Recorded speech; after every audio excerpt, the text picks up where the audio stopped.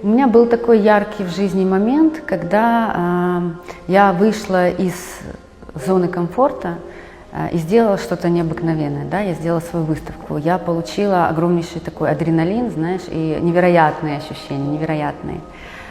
Когда все это закончилось, знаешь, наступила какая-то такая пустота немножко, тишина.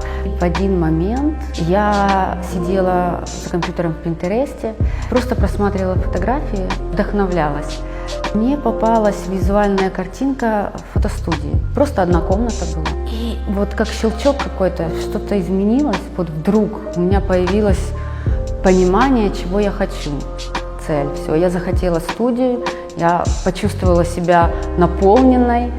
С каждым днем я там еще раз посмотрела на эту студию, еще больше захотела. Начала читать, насколько это возможно, что для этого нужно сделать. Аренда, это не аренда. В общем, колесо закрутилось, и жизнь стала наполнена целью. С каждым шагом все больше и больше становилось понятнее, что я хочу, как оно должно выглядеть. С каждым, опять же, днем становилось понятно, что это все реально, что это возможно.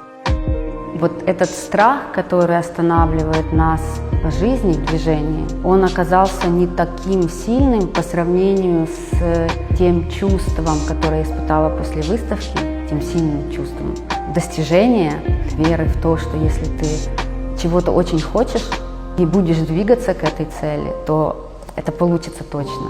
Основная сложность для меня была в том, что ты не знаком вообще ни с чем. Для тебя все новое. Все. Каждый этап – это новый этап.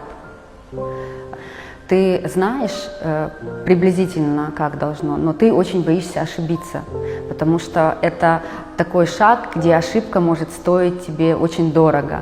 Дорого не только там финансово, дорого эмоционально. Дорого – это вся твоя концепция, вся твоя идея, все твои желания может рухнуть. Поэтому ты боишься сделать неверный шаг. Очень сложно заставить себя, опять же, выйти из зоны комфорта, где ты все знаешь, и войти в новую зону дискомфорта. Ты садишься, заставляешь себя учиться. Дальше очень сложно для меня было сталкиваться с мелкими неприятностями. Появляются страхи, что не получится, появляется нежелание двигаться дальше. Когда ты их решаешь, у тебя еще больше появляется душевного такого вдохновения и веры в то, что ты точно придешь к своей цели. Будет именно так, как ты хочешь. Для меня фотография – это не просто рабочий процесс. Для меня это коммуникация с людьми, это коммуникация с собой, очень важно. Мне хочется, чтобы люди, которые приходили ко мне, помимо того, что мы друг от друга что-то брали, мы находили в себе что-то в этот момент. Просто на самом деле с моего отношения к фотографии действительно эта студия и выросла, именно такой, какой я хочу. Здесь все подобрано и проделано с душой до мелочей, с огромной любовью. Создавая свою компанию, важно вкладывать в нее миссию, идею, миссию сделать мир лучше, миссию сделать мир лучше. Вот. Потому что в ином случае эта компания, она холодная, она, скорее всего, не приведет ни к какому успеху.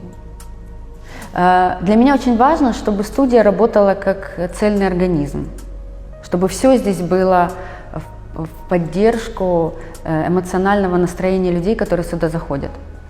Человек, который пройдет по всем углам этого пространства, он в каждой комнате ощутит позитивные эмоции. Это позволит ему, входя в рабочий процесс уже, войти туда очень мягко, спокойно. Мне очень хочется, чтобы здесь собирались талантливые люди, чтобы здесь они вдохновлялись, чтобы здесь они воплощали какие-то свои новые идеи.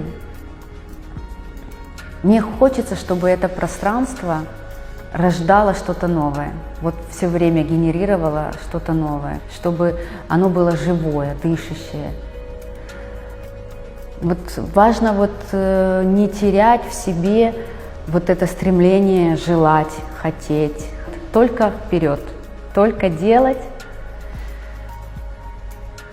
и все будет круто. Вот. А еще я говорила, что я хочу, чтобы здесь всем было кайфово.